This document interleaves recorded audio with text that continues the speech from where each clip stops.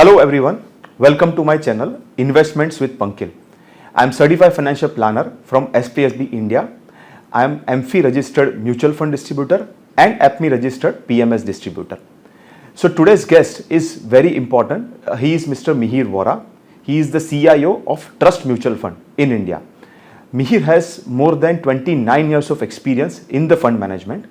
He has worked with different companies like ICICI Prudential Mutual Fund, SBI Mutual Fund, Aditya Birla Mutual Fund and HSBC Mutual Fund. He has also managed multiple funds in the Indian mutual fund industry. Trust is a 20-year-old group in India and they are into investment and wealth management business. So आज का हमारा investment का जो topic है बहुत ही interesting है क्योंकि आज हम जब ये पॉडकास्ट शूट कर रहे हैं इट इज़ 14 Feb 2025 जब इंडियन इक्विटी मार्केट अगर ब्रॉडर इंडाइसिस की बात करें तो ऑलमोस्ट 9-10% करेक्शन मोड पे है and if you look at the mid and small cap indices which is around 19-20% correction plus अगर ग्लोबली देखा जाए तो ट्रंप भी प्रेसिडेंशियल चेयर पे बैठ चुके हैं एंड FIA का कुछ एग्जिट्स हुआ है पिछले काफ़ी महीने में at the same time DII continuously buy कर रहा है इंडिया में. So what are the reasons? At the same time अगर आप देखें तो इंडिया का GDP भी काफ़ी अच्छी तरह से ग्रो हो रहा है, इन्फ्लेशन नीचे जा रहा है. So as an economy India is very good right now. So आज के हमारे क्वेश्चन बहुत इंटरेस्टिंग रहेंगे and I would like to welcome mister Mihir Vora, CIO of trust mutual fund. Thank you very much. नमस्कार, thanks for having me on the show. Thank you very much Mihir, thank you for coming in. So Mihir, मेरा पहला question है style of investment, क्योंकि अगर आज के rate पे बात करें तो there are different styles of investment, जैसे कि ग्रोथ है, वैल्यू है, क्वालिटी है, मोमेंटम है, या कुछ लोग गार्क भी बोलते हैं उसको. तो as an investor which is the best style of the investment and as a trust mutual fund आप कौन सी स्टाइल को फॉलो करते हैं? देखिए, ये काफ़ी इंटरेस्टिंग टॉपिक है और मैं तो 1 घंटा ले सकता हूँ इस पर, लेकिन I will try to explain in short. Essentially investor जो होता है मार्केट में वो ऑफ कोर्स लॉन्ग टर्म के लिए इन्वेस्ट करता है स्टॉक में. कैपिटल गेन्स बनाना चाहते हैं, कंपाउंडिंग करना चाहते हैं, लेकिन ये समझना ज़रूरी है कि हमारी खुद की नेचुरल प्रेफरेंसेस क्या हैं. फॉर एग्जांपल, कई लोग जो होते हैं वो रिस्क एवर्स होते हैं, तो उनको डाउनसाइड ना होना ज़्यादा इंपॉर्टेंट है. कई लोग जो होते हैं उनको बहुत ज़्यादा ग्रोथ चाहिए, ग्रोथ प्रेफरेंस होती है, तो उनके लिए डाउनसाइड लेस इंपॉर्टेंट है, उनके लिए capital appreciation, more capital appreciation ज़्यादा इंपॉर्टेंट है. तो ये रेंज जो है वो काफ़ी बड़ी है. इन्वेस्टर्स की माइंडसेट की रेंज जो हम कहेंगे वो काफ़ी बड़ी होती है. तो इन्वेस्टर्स को अपने खुद के प्रेफरेंस, अपनी खुद की पर्सनालिटी की ओर समझ के ही इन्वेस्ट करना चाहिए. अब फॉर एग्जांपल, एक जो स्टाइल होती है प्योर ग्रोथ इन्वेस्टिंग की. प्योर ग्रोथ इन्वेस्टिंग का मतलब ये है कि जो कंपनीज आपके एक्सपेक्टेशन में सबसे ज़्यादा प्रॉफिट ग्रोथ दिखाएगी उसमें ही आप पैसे डालेंगे, राइट. उसमें फिर मार्केट कैप क्या है, वैल्यूएशन क्या है, उसकी महत्व कम है. प्योर ग्रोथ स्टाइल इज जहाँ पे हाईएस्ट प्रॉफिट ग्रोथ है वहाँ पे आप पैसे डालें. अजम्पशन ये है कि जहाँ पे प्रॉफिट ग्रोथ सबसे ज़्यादा है वो सबसे ज़्यादा स्टॉक अप्रिसिएशन देगी. तो ये एक स्टाइल हो गई. उसमें हमने देखा है कि टिपिकली जो होती है वो वैल्यूएशंस थोड़े ज़्यादा एक्सपेंसिव लगते हैं हमें, लेकिन फिर वो कॉम्पेंसेट हो जाता है ज़्यादा प्रॉफिट ग्रोथ से. ओके. यह भी हमने देखा है कि ऐसी स्टाइल में टिपिकली वॉलेटिलिटी ज़्यादा रहती है, क्योंकि जब वैल्यूएशन ज़्यादा एक्सपेंसिव होती है और मार्केट का चढ़ाव उतार होता है तो ये भी मैग्नीफाई हो जाती है.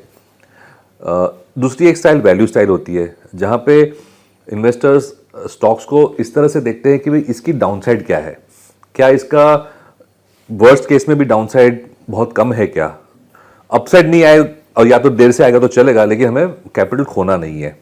तो उसकी जो सरोगेट होती है वो टिपिकली हम देखते हैं कि भाई डिविडेंड यील्ड कैसा है, उसकी प्राइस टू अर्निंग जो मल्टीपल होती है, PE रेशियो जो बोलते हैं वो कम होना चाहिए, उसकी प्राइस टू बुक रेशियो कम होनी चाहिए. तो वो मार्जिन ऑफ सेफ्टी रख के अगर चलें तो कि डाउनसाइड कम है तो अपसाइड शायद कम भी हो तो चलेगा, लेकिन लॉन्ग टर्म में शायद आ जाएगी. ये एक अजम्पशन है. तो ये रही वैल्यू स्टाइल. आपने जो गार्प की बात की, जो GARP growth at reasonable price, उसमें जो इन्वेस्टर होता है वो बैलेंस ढूंढने की ट्राई करता है कि इतना सस्ता भी ना हो, इतना महंगा भी ना हो, लेकिन प्रॉफिट ग्रोथ आना चाहिए. कि ग्रोथ आ रही है, वो ग्रोथ के हिसाब से वैल्यूएशंस ठीक है कि नहीं. तो एक बैलेंस स्ट्राइक करने की कोशिश करता है somewhere in the middle, growth versus value. Value style में क्या होता है कि कई बार स्टॉक सस्ते जो होते हैं वो सस्ते ही रहते हैं, और फिर जब मार्केट जब ग्रोथ की ओर जाती है तो हमें लगता है कि हमारे स्टॉक तो चल नहीं रहे, तो एक पेशेंस की बात हो जाती है।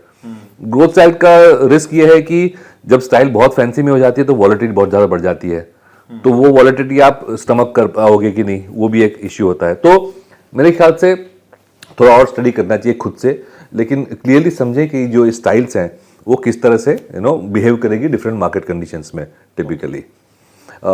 जो ट्रस्ट म्यूचुअल फंड में हम जो स्टाइल अपनाते हैं वो ग्रोथ एट रीजनेबल वैल्यूएशंस बोलते हैं हम, which is very similar to growth at reasonable price. लेकिन फ़र्क ये है कि हमारे लिए ग्रोथ दिखना ज़्यादा ज़रूरी है।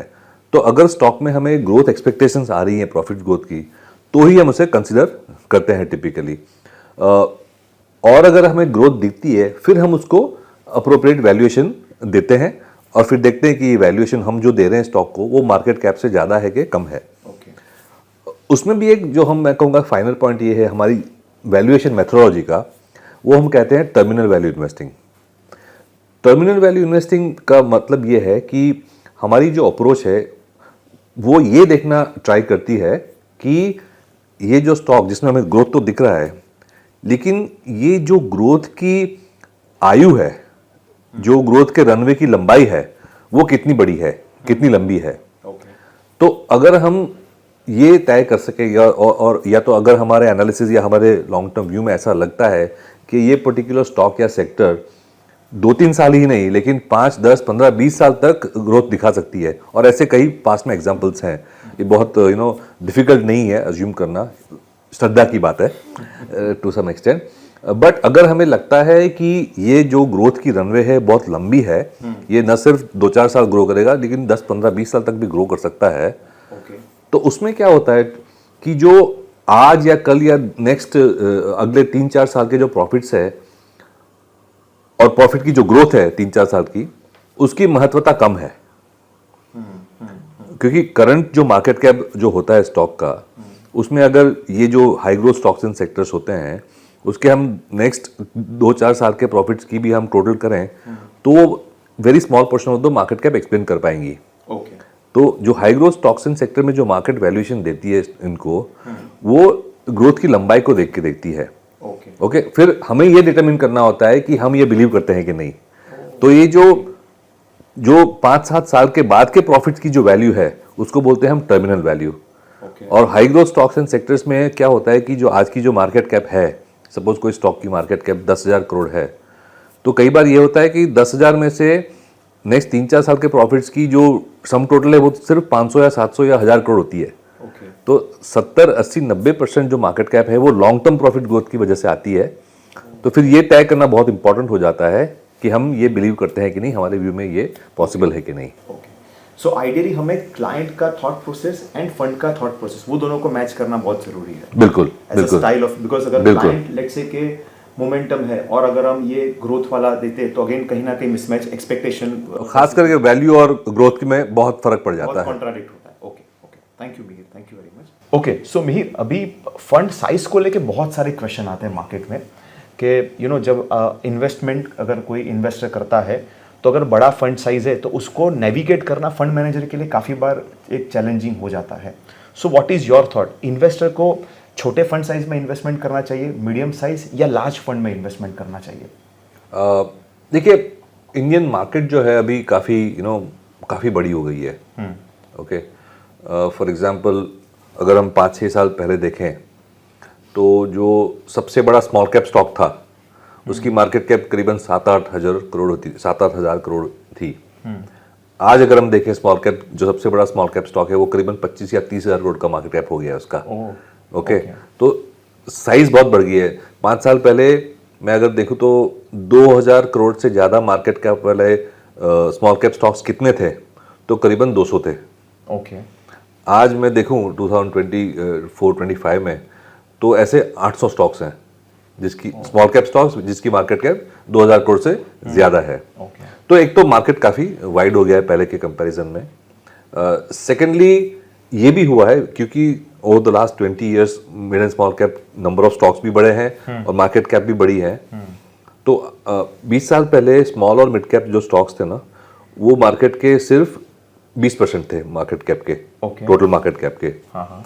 आज small and mid cap stocks है करीबन 38 to 40% हो गए टोटल मार्केट कैप Of के, the overall of the market overall cap. Market cap. तो अगेन काफी प्रोपोर्शन भी बढ़ गई है। तो मैं ये कहूंगा कि अगर हम लार्ज कैप फंड्स देखें या लार्ज एंड मिड फंड्स देखें या फ्लेक्सी कैप कैटेगरी देखें, तो उसमें मेरे ख्याल से साइज का इतना प्रॉब्लम नहीं होना चाहिए। हाँ, अगर आप सेक्टोरल फंड है या कोई small cap fund, pure small cap fund है, उसमें शायद साइज का इश्यू हो सकता है beyond a certain size. Okay. But उसमें भी मुझे नहीं लगता है कि 5,000 10,000 करोड़ तक, 20,000 करोड़ तक भी इतना प्रॉब्लम होना चाहिए साइज में, because as I said market काफी डीप हो गया है पहले के कंपैरिजन में। ओके। तो साइज अभी आज के रेट में एटलीस्ट परफॉर्मेंस में बहुत ज़्यादा इम्पैक्ट नहीं करेगा, आपका ये कहना है? करेक्ट। ओके। अच्छा, सो अभी एक बहुत इंपॉर्टेंट क्वेश्चन है मिहिर। पिछले 6 महीने में हमने देखा कि मिड और स्मॉल कैप में करीबन 19-20% का करेक्शन आया हुआ फ्रॉम द टॉप। अगर आप ब्रॉडर इंडाइसिस जैसे कि आप BSE 500 देखें तो उसमें करीबन 9-10% का करेक्शन आया हुआ है। तो आपके हिसाब से which are the primary reasons कि ये करेक्शन पिछले 6 महीने में आया हुआ है? श्योर। सबसे मैं कहूँगा बड़ा जो मुझे लग रहा है रीज़न जो है, सबसे बड़ा तो नहीं कहूँगा, but one of the most important reasons is that जो FI के फ्लोज हैं वो काफ़ी हद तक डॉलर से लिंक्ड हैं। ओके, सो हमने अगर देखा कि जो 2024 था उसमें सितंबर तक जो डॉलर था वो वीक हो रहा था against most of the global currencies, right. DXY index जो कहते हैं वो वीक हो रहा था, और हमने देखा कि FI फ्लोज तब तक पॉजिटिव थे। सितंबर तक, जून से सितंबर खास करके अच्छे पॉजिटिव फ्लोज थे। जून के पहले 2-3 महीने माइनर नेगेटिव्स भी थे, लेकिन ब्रॉडली स्पीकिंग हमने देखा है कि जो फॉरेन फ्लोज हैं, not only for India but global flows for most emerging markets, वो डॉलर इंडेक्स के लिंक्ड हैं। तो most emerging market saw inflows till September. सितंबर के बाद सारी इमर्जिंग मार्केट से नेगेटिव फ्लोज आने लगे, और वो वही जो टाइम था जहां से डॉलर ने अप्रिशिएट करना शुरू हुआ। ओके, सो काफी हद तक ये जो ग्लोबल फ्लोज हैं डॉलर से लिंक्ड है। और डॉलर की स्ट्रेंथ क्यों आ रही है? बिकॉज यूएस में बॉन्ड यील्ड्स बढ़ रहे हैं, और जब बॉन्ड यील्ड्स बढ़ते हैं, करेंसी स्ट्रांग होती है, तो फ्लोज भी अट्रैक्ट करती है करेंसी के साथ। और वो बॉन्ड यील्ड इसलिए बढ़ रही है क्योंकि मार्केट को ये एक्सपेक्टेशन है कि यूएस का जो डेट सिचुएशन है वो काफी हाई लेवल पे पहुंच गया है, और फ्यूचर में जो है काफी डेट का सप्लाई और आएगा बिकॉज ऑफ दैट। सो उसकी वजह से future issue of paper in the US is expected to be very high, और उसकी वजह से बॉन्ड यील्ड्स हैं वो बढ़ रहे हैं, उसकी वजह से डॉलर स्ट्रांग हो रहा है, और उसकी वजह से flows India other emerging market से निकल के डेवलप मार्केट्स में, खास करके यूएस में जा रहे हैं। तो ये एक ग्लोबल फैक्टर हो गया। लोकल फैक्टर में ये था कि एक तो first half of the year अगर हम देखें 2024 में, उसमें गवर्नमेंट स्पेंडिंग कम हुई है, खास करके कैपिटल एक्सपेंडिचर कम हुई है because of election. Because of majority election typically ये होता है कि जब इलेक्शन होती है तो डिसीजन मेकिंग स्लो हो जाती है, तो स्पेंडिंग कम हुई, तो ये एक जो एक्स्ट्रा किकर जो मिल रहा था इकोनॉमी को वो थोड़ा कम हुआ। सेकेंड इज ये करेंसी की वजह से एंड इन्फ्लेशन की वजह से इंडिया में पिछले 1.5 साल से आरबीआई ने जो लिक्विडिटी थी बैंकिंग सिस्टम में वो काफ़ी टाइट रखी थी। ओके, एंड थर्ड रीज़न ये था कि आरबीआई ने बैंक्स को काफ़ी एंड एनबीएफसीज को काफ़ी स्ट्रिक्ट तरीके से ये कहा कि आप जो ये अनसिक्योर्ड लोन्स बहुत ग्रो हो रही हैं उसको कम कीजिए, ग्रोथ। ओके, सो बैंकिंग सिस्टम में लिक्विडिटी की वजह से और ये अनसिक्योर्ड लोन के ग्रोथ कम होने से क्रेडिट ग्रोथ ओवरऑल कम हुआ। ओके, और गवर्नमेंट स्पेंडिंग भी कम हुई। तो ये 3 फैक्टर्स की वजह से एक स्लो डाउन सा हो गया इंडिया में। उसकी वजह से मार्केट करेक्ट हुई है। अब ये पॉजिटिव बात ये है कि ये जो फैक्टर्स हैं वो अभी धीरे धीरे करके मुझे लग रहा है रिवर्स हो रहे हैं। एक तो 3 हफ्ते पहले आरबीआई ने लिक्विडिटी इंजेक्ट करना शुरू कर दिया है वापस। नए गवर्नर जो आए हैं उनका रवैया भी थोड़ा इजी लग रहा है, तो मेरे ख्याल से लिक्विडिटी ऑलरेडी सप्लाई करनी शुरू हो गई है, उसकी वजह से क्रेडिट ग्रोथ भी आएगी। हमारी इन्फ्लेशन एक्सपेक्टेशन भी अभी ठीक है। आफ्टर 12 मंथ्स इन्फ्लेशन जो हमारा है वो 4% तक आ जाएगा, विच is a good number, comfortable number है। और लिक्विडिटी आ गई, क्रेडिट ग्रोथ आ गई, और अगर हमें लग रहा है कि डॉलर स्टेबिलाइज होगा तो तो ये एक अच्छा माहौल बन जाएगा for FII flows also to come back. Okay and the other good thing is budget में जो हमने देखा कि government has again come back to spending on capital expenditure. तो लास्ट ईयर जो कम हुआ था उसको मेकअप करने के लिए पिछले 1-2 महीने में अगेन एक्टिविटी शुरू हो गई है, ऑर्डरिंग शुरू हो गई है, कॉन्ट्रैक्ट्स की, रोड्स, अदर इंफ्रास्ट्रक्चर की। और नेक्स्ट ईयर का जो बजटेड प्रोविजन है वो भी अच्छा दिया है बजट में। तो मेरे ख्याल से ये जो फैक्टर्स सिक्लिकल थे मेरे ख्याल से वो धीरे धीरे करके रिवर्स होंगे and I think we should be back on the growth path. Okay, so India के प्रोस्पेक्टिव से काफी सेक्टर्स भी पॉजिटिव हो गए, जैसे कि फर्स्ट रेट कट भी गवर्नमेंट ने भी अनाउंस किया। Correct. So that will also help in increasing the liquidity in the economy. Okay, good good. अच्छा, सो मिहिर, मेरा नेक्स्ट क्वेश्चन ऐसा है कि अभी हम लोग ये करेक्शन के फैग एंड पे है या आप और करेक्शन एंटिसिपेट कर रहे हैं इन टाइम्स टू कम? मेरे ख्याल से 20% करेक्शन जो खास करके स्मॉल कैप्स में हुआ है, मिड कैप में भी थोड़ा 19-20% का हुआ है, और ब्रॉड बेस्ड इंडेक्स है 52 वीक हाई से अगर देखें NSE 500 इंडेक्स वो भी मेरे ख्याल से 16% करेक्ट हुआ है। That's I think a good amount of correction. मुझे लगता है काफी हद तक करेक्शन हो चुकी है।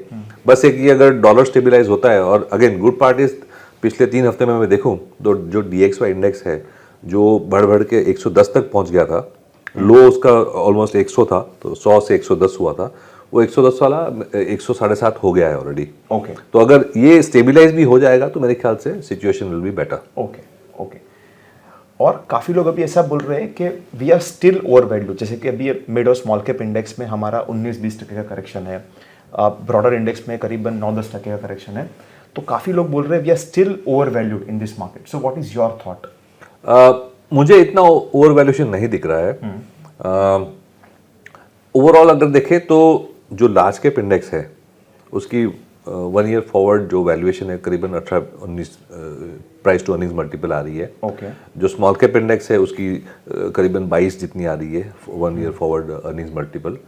लेकिन मैं अगर प्रॉफिट ग्रोथ एक्सपेक्टेशंस देखूं तो लार्ज कैप का करीबन 10-11% है, लेकिन स्मॉल कैप इंडेक्स है उसका एक्सपेक्टेशन ऑलमोस्ट 15 से 20% है।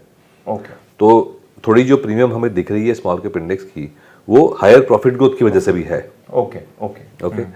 पिछले 4 साल में अगर देखें हम 2020-21 ऑनवर्ड्स, तो स्मॉल कैप और लार्ज कैप दोनों ने करीबन 20% अर्निंग्स ग्रोथ दिखाए हैं। लेकिन अभी मैं करंट एनालिस्ट एक्सपेक्टेशंस देखूं तो स्मॉल कैप की जो अर्निंग्स एक्सपेक्टेशंस है वो बेटर है। Okay okay. तो इसीलिए it is still valid to enjoy the premium valuation in small and mid cap. Mid cap जो है जो टेक्निकली जो कहते हैं पहले 100 स्टॉक्स लार्ज कैप है, सेकंड 150 स्टॉक्स जो है वो मिड कैप है, उसके बाद बाकी सब स्मॉल कैप है। ये जो 150 मिड कैप है उसमें थोड़ी वैल्यूएशन ज्यादा है मेरे ख्याल से, even adjusting for growth. Okay okay. But the good thing is small cap का जो यूनिवर्स है वो बहुत बड़ा है, काफी बड़ा है। हाँ, करेक्ट करेक्ट। तो वहां पे काफी प्ले करने का बहुत चांसेस है, स्टॉक पिकिंग का काफी चांस है। Okay. So as retail investor Mihir, काफी लोग ऐसा है कि जैसे कि 6 महीने पहले उन्होंने लमसम पैसा इन्वेस्ट किया हुआ है एंड अभी करीबन 10-12% वो पोर्टफोलियो पे करेक्शन पे बैठे हुए हैं, and either they don't have additional liquidity to infuse the capital, और शायद अभी करेज नहीं है, शायद ऐसा भी बोल सकते हैं, बिकॉज मार्केट 10-12% करेक्शन हुआ है तो उनका करेज भी नहीं है, अगर कैपिटल है तो भी करेज नहीं इन्वेस्टमेंट करने का। So what do you advise to such investor?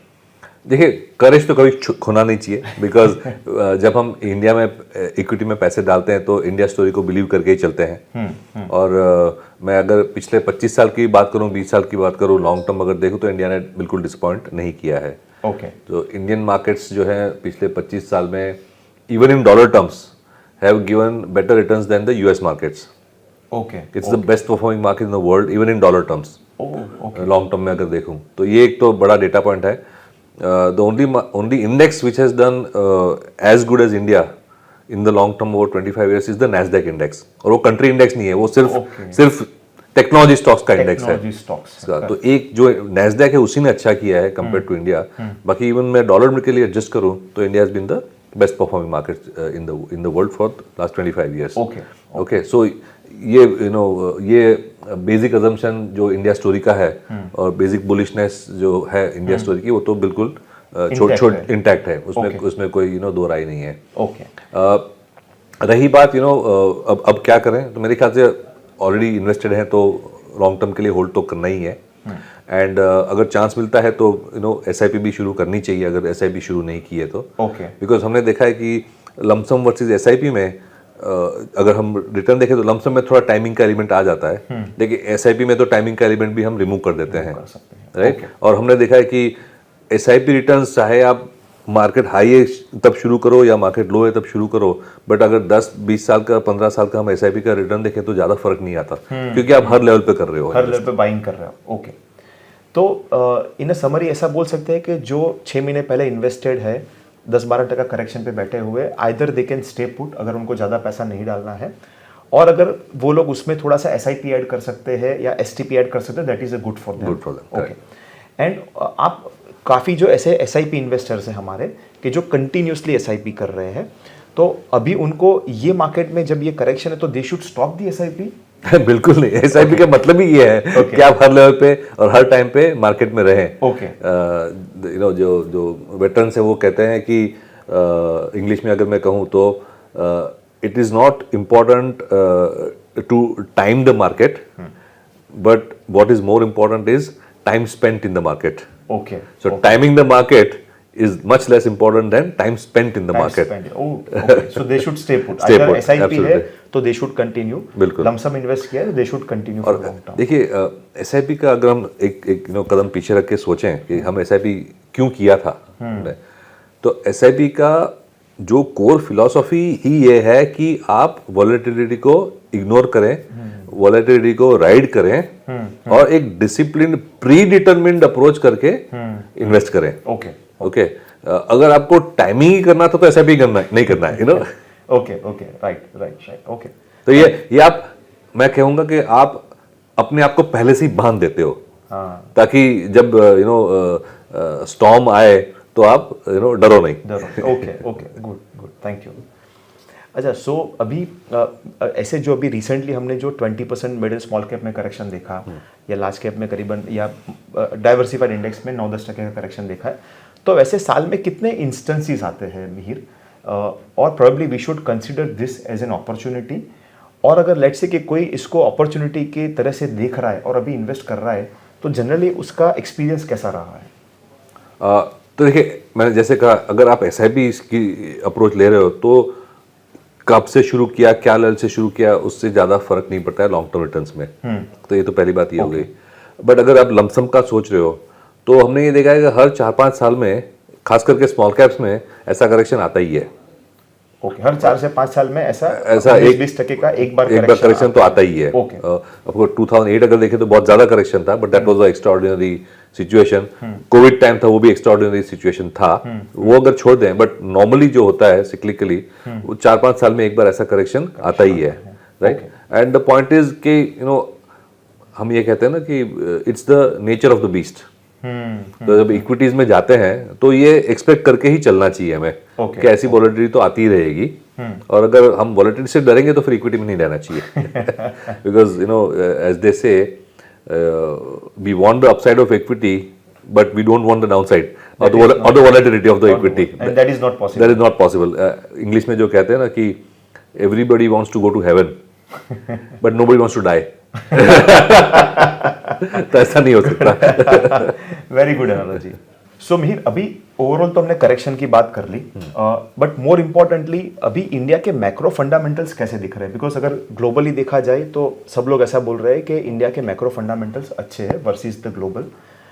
Growth भी काफ़ी अच्छा दिख रहा है, क्योंकि इकोनॉमी में अभी देखो तो इन्फ्लेशन नीचे आ रहा है, current and fiscal account deficit भी हमारा कम हुआ है, GDP ग्रोथ भी सेटल्ड है, अच्छा है। ऑफ कोर्स वैल्यूएशन का एक एंगल है जो ऑलरेडी मार्केट ने वैल्यूएशन को तो अभी काफ़ी हद तक नीचे लेके आया हुआ है। करेक्ट। बट अभी मैक्रो फंडामेंटल इंडिया के कैसे है वर्सेस ग्लोबली कैसे है macro fundamental, if you can throw some more light. और इंडिया में भी अगर लेट्स से कि आप इन्वेस्टमेंट करते हो तो which are the good sectors to invest in India? Sure. So global में क्विकली समराइज करूँ तो एक और नॉर्मल ईयर की बात हो रही है इन terms of GDP growth, and for the global economy normal year is about 2.5 to 3% global growth, वो अच्छा गिना जाता है। उसमें US में ग्रो एट 2-2.5%, चाइना में grow at 4.5%, Europe would be about again 1 to 2% kind of growth, lower than this thing. India 6.5% growth हम expect कर रहे हैं. Okay. इंडिया में RBI का और गवर्नमेंट का एक्सपेक्टेशन है कि इन्फ्लेशन जो है वो 4% हो जाएगा एक साल में, which is a good comfortable number. And जैसे हमने पहले डिस्कस किया था कि जो लिक्विडिटी की टाइटनेस थी, क्रेडिट ग्रोथ कम हो गई थी एंड गवर्नमेंट स्पेंडिंग कम हुई थी, वो एक अच्छी सिक्लिकल अपटर्न दे सकती है इंडिया को. सेकेंड इज हमने ये देखा था कि ऑन द मिक्स साइड अगर कहूँ तो कोविड के बाद रूरल इकोनॉमी काफ़ी वीक हो गई थी और उसको टर्न अराउंड होने में काफ़ी टाइम लग गया. लेकिन ऐसा पिछले 3-4 महीने में ऐसा लग रहा है कि वो रूरल इकोनॉमी भी धीरे धीरे करके स्टेबलाइज हो रही है. हाई ग्रोथ नहीं कहूँगा, लेकिन जो काफ़ी स्लो थी उससे थोड़ी बेटर सिचुएशन है. आई थिंक जो 12 स्टेट्स ने जो फ्रीबीज दिए हैं रूरल इकोनॉमी में, खास करके लाडली बहना ये करके, वो 12 स्टेट का अगर हम टोटल करें तो करीबन 2 लाख करोड़ का स्पेंडिंग है ये सब स्कीम्स में. हम कहेंगे ये फिजिकल डेफिसिट बढ़ेगी, लेकिन कुछ हद तक ये ज़रूरी भी था बिकॉज रूरल काफ़ी डिस्ट्रेस में था.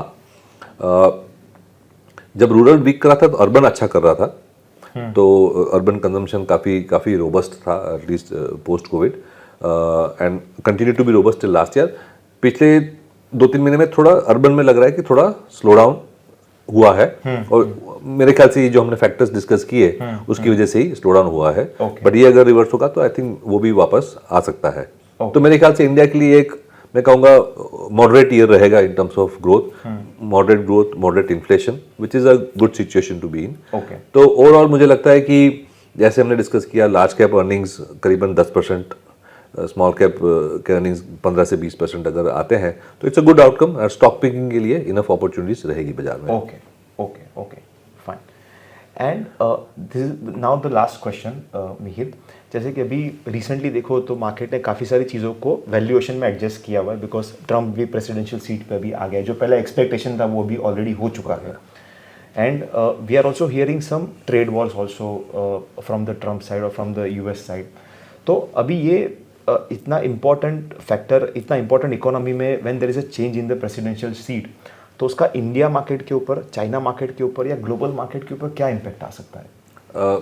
मेरे ख्याल से जो प्रेसिडेंट ट्रम्प है वो बिजनेसमैन है. तो और वो एज अ बिजनेसमैन और in general I don't think anybody wants कि ऐसा कोई मेजर मार्केट या ट्रेड डिसरप्शन होए. Okay so as a typical negotiating tactic वो काफ़ी सारा नॉइज ऑलरेडी पिछले 4 हफ्तों में हम देख रहे हैं, लेकिन ये भी देख रहे हैं कि क्विकली सेटलमेंट भी हो रही हैं. Okay so countries are coming and settling also. जैसे हमारे प्राइम मिनिस्टर मोदी भी कल वहाँ थे. Correct. और 2-4 अनाउंसमेंट करी है. ऐसी कोई अर्थ शेटरिंगली नेगेटिव कोई अनाउंसमेंट नहीं हुई है. अगेन मेरे ख्याल से बैकडोर जो नेगोशिएशन है वो तो चलते ही रहते हैं और मेरे ख्याल से वो 100 मांगेंगे और फिर बीच में सेटल हो जाएगा उस तरह से. तो मेरे ख्याल से US या किसी के भी हित में ये नहीं है कि मेजर कोई मार्केट डिसरप्शन हो या ट्रेड डिसरप्शन हो, क्योंकि उससे ग्लोबल ग्रोथ और कंट्री ग्रोथ की भी इम्पैक्ट होती है. तो मेरे ख्याल से नॉइज ज़्यादा है, उसको हम इग्नोर करके हम अपने स्टॉक पिकिंग करें तो ही बेटर रहेगा. तो it will be better. Okay. So in a nutshell just to summarise के वैल्यूएशन काफ़ी हद तक अपना जो इंडिया का वैल्यूएशन है काफ़ी हद तक फेयर या थोड़ा सा फेयर टू प्रीमियम के बीच में है, इफ आई अंडरस्टैंड करेक्टली. हमारा growth, GDP growth is better. हमारा inflation is also coming down. Government ने रेट कट भी ऑलरेडी शुरू कर दिया है जो काफ़ी टाइम से बात चल रहा है. स्पेंडिंग भी शुरू कर दी है और स्पेंडिंग भी शुरू कर दिया है. जो इलेक्शन के पहले स्पेंडिंग थोड़ा सा स्लो था, म्यूटेड था. तो इन नटशेल अगर बात करें तो ओवरऑल इंडिया के लिए it is a good time I would say to invest in India. Can I summarise like that? बिल्कुल. ये मेरे ख्याल से जो स्लो डाउन है वो बेसिकली हमें ये डिटरमिन करना है कि ये स्लो डाउन हुआ जो वो स्ट्रक्चरल स्लो डाउन है या सिक्लिकल स्लो डाउन है. मेरे ख्याल से तो हम तो ये लेके चल रहे हैं और हमारी व्यू ये है कि ये सिक्लिकल स्लो डाउन था और साइकिल जो होती है वो हमेशा टर्न भी तो होती है कभी ना कभी. Correct. Okay, thank you Mihir. And thank you for coming to my show. Thank you very much. Always a pleasure. Thanks for having me.